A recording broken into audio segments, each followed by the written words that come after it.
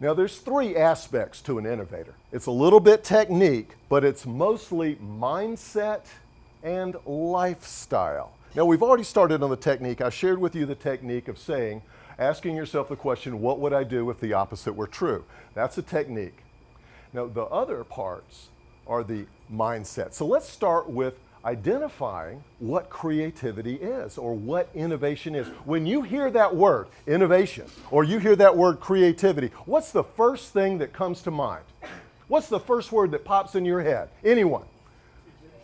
Say it again. Invention. Very good idea. Very good answer. What else? Necessity. Change. Necessity. Very good. And what else? Imagination.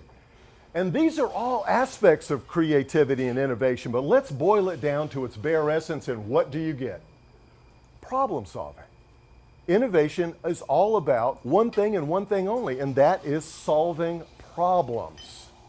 And when are you most likely to solve a problem? Well, when you're forced into it. When suddenly your back's up against the wall and you've got to fix something with spit and a prayer.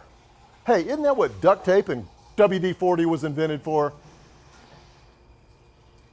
And who said necessity? Because there's that proverb that we have heard dozens of times throughout our lives, necessity is the mother of invention. Now, I would like to share with you a story of necessity that was told to me when I was in third grade by my third grade teacher.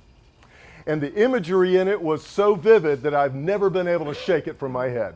Now, she was telling of a time when she lived in California and how she went to the beauty salon to get a permanent put in her hair.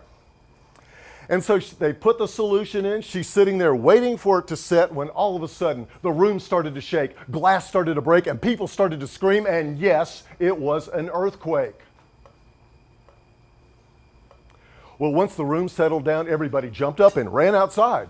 And she goes up to her stylist and says, "Don't I need to get this stuff out of my hair?" And he goes, "Oh yeah, you need to get that out of your hair." She said, "Well, let's go wash it out." He goes, "I'm not going back in there." And she goes, "Oh, come on, you big baby." So she heads on in there by herself. Now, who can tell me why she needed to get that stuff out of her hair?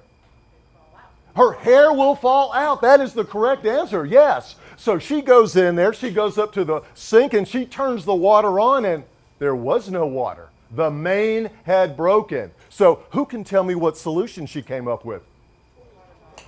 Who said it? Say it louder. Has this happened to you before? Yeah, look at that. This happened to him before. Awesome. The answer is she went to the toilet. And as she stood there looking at the water in the toilet bowl, she had to make a decision. Keep my hair or plunge in the bowl? She plunged. And that image stuck in my little third grade mind forever.